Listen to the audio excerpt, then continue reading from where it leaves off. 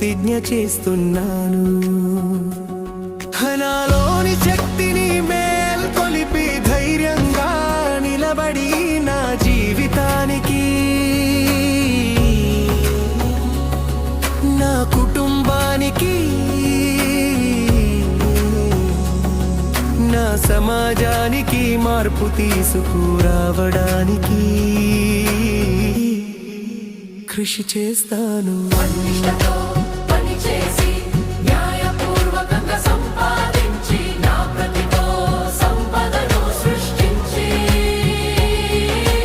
దాన్ని సేవగా సమాజహితంగా ఉపయోగిస్తాను.